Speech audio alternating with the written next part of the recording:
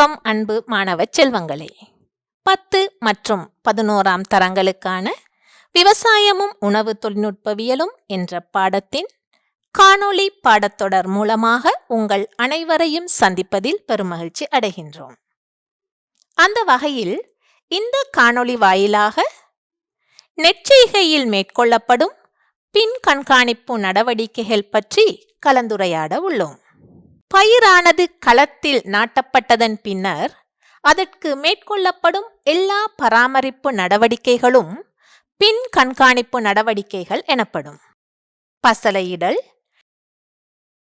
களை கட்டுப்பாடு, பூச்சிப்பீடை கட்டுப்பாடு, நோய் கட்டுப்பாடு, நீர் முகாமைத்துவம் ஆகியன நெற்பயிர் செய்கையின் போது மேற்கொள்ளப்படும் பின் கண்காணிப்பு நடவடிக்கைகள் சிலவாகும். நெல் வயல்களில் தொடர்ச்சியாக நெற்செய்கை மேற்கொள்ளப்படுவதால் மண்ணிலிருந்து போசணைகள் அகற்றப்படுகின்றன. பிரதான போசணை பொருட்களான நைதரசன், பொசுபரஸ், பொட்டாசியம் ஆகியவற்றுக்கு மேலதிகமாக நெற்செய்கையின் போது நாக குறைபாடும் ஏற்படுவது அவதானிக்கப்படுகின்றது. இவ்வாறு மண்ணிலிருந்து அகற்றப்படும் போசணை பொருட்களை மீண்டும் மண்ணுக்குள் சேர்ப்பதற்காக பசலைகள் இடப்படும். இதன் காரணமாக நெற்செய்கையின் போது இரசாயன பசலைகளை இடுவதற்கு விவசாயிகள் நீண்ட காலமாக பழகி வந்துள்ளனர். எனினும் பாரம்பரிய விவசாயிகள் இரசாயன பயன்பாட்டை மிக குறைந்தளவிலேயே மேற்கொள்வதுடன் பல்வேறு சேதன பசலைகளை பயிர் நிலங்களுக்கு இட்டு வருகின்றனர். இரசாயன பதார்த்தங்களை பயன்படுத்துவதனால் மண்ணுக்கு ஏற்படுகின்ற பாதிப்புகள், மனித சுகாதாரத்திற்கு ஏற்படும் அச்சுறுத்தல்கள் ஆகியவற்றை கருத்திற்கொண்டு சேதன பசலை பயன்பாட்டை ஊக்குவிப்பதற்கு விவசாய விற்பன்னர்கள் கவனம் செலுத்தி வருகின்றனர். எனினும் இதனை மிக கவனமாகவும் முறையாகவும் மேற்கொள்வது அவசியமாகும். இல்லையேல் நெற்செய்கையின் விளைச்சல் குறைவடைந்து பாரிய பிரச்சனைகளை நாடு எதிர்கொள்ள வேண்டிய நிலை ஏற்படும். வைக்கோல், மாட்டெரு, கருக்கிய உமி, பசுந்தாட் பசலை, கோழி எரு, கூட்டெரு போன்ற சேதன பசலைகளையும் நெற்செய்கையின் போது பயன்படுத்தலாம்.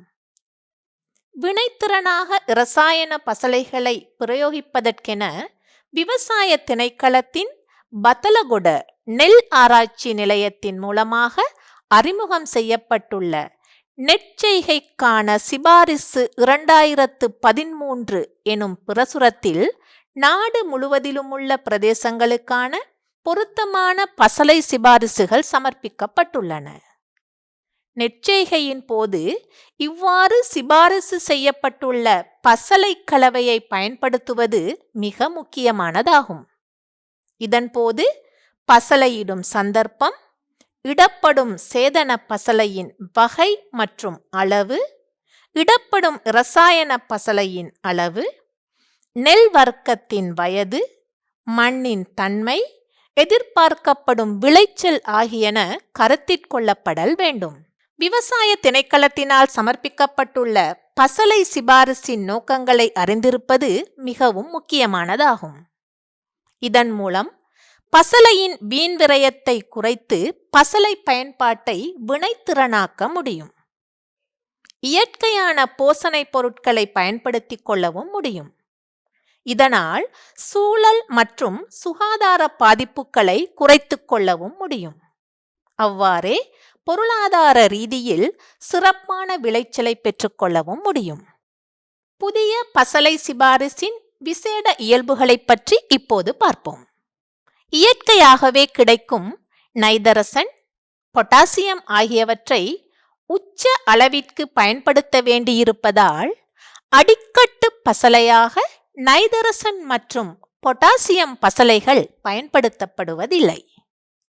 வினைத்திறனான சிறு மணியுருவான யூரியா பசலை பயன்படுத்தப்படுகின்றது. இலை நிறங்கள் பற்றிய சுட்டிகளை பயன்படுத்தி தாவரத்தின் நைதரசன் தேவை தீர்மானிக்கப்பட்டு அதற்கேற்ப நைதரசன் பசலை வழங்கப்படும். குறைந்தளவு பொசுபரசு பசலையை உரிய சந்தர்ப்பத்தில் பயன்படுத்துவதன் மூலம் சூழற் பாதிப்பை குறைத்துக் கொள்ளலாம். நன்கு நிரம்பிய தானியங்களை பெற்றுக்கொள்வதற்காக பூத்தொடக்க வடிவம் உருவாகும் சந்தர்ப்பத்தில் பொட்டாசிய பசலை அதிகளவில் இடப்படும். பொட்டாசிய குறைபாடு மற்றும் இரும்பு நச்சுத்தன்மை ஆகியவற்றை தவிர்ப்பதற்கு ஈரவளைய வயல்களுக்கு அதிகளவில் பொட்டாசிய பசலை இடப்படும். நாக குறைபாட்டை தவிர்ப்பதற்கு வருடந்தோறும் வயல்களுக்கு அடிக்கட்டு பசலையுடன் நாக சல்பேற்று இடப்படும். வைக்கோல், பயிர் மீதிகள், மாட்டெரு, கோழியெரு, பசுந்தாட் பசலை ஆகியவற்றை வயலுக்கு இடுவதன் மூலமாக பசலை பயன்பாட்டு வினைத்திறனை அதிகரித்துக் கொள்ளலாம். இதன்போது வைக்கோல் மற்றும் பயிர் மீதிகளுக்கு மேலதிகமாக 1 ஹெக்டேருக்கு 2.5 தொன் கூட்டெரு அல்லது 4 தொன் மாட்டெரு அல்லது 2 தொன் கோழியெரு அல்லது 1 தொன் பசுந்தாட் பசலை இடப்படும். நைதரசன் பசலையாக சிறுமணியுருவான யூரியாவை பயன்படுத்துவதன் மூலம் பசலை பிரயோகத்தின் போது பசலை வீண்விரயமாகாது இருப்பதற்கு சிறப்பான நீர் முகாமைத்துவம் மற்றும் களை கட்டுப்பாடு ஆகியன அவசியமாகும். சிபாரிசு செய்யப்பட்ட பயிர் அடர்த்தியை வயலில் பேணுவதும் மண் குறைபாடுகளுக்கு தாக்கு பிடிக்கத்தக்கதான நெற்பேதங்களை பயன்படுத்துவதும் அவசியமாகும்.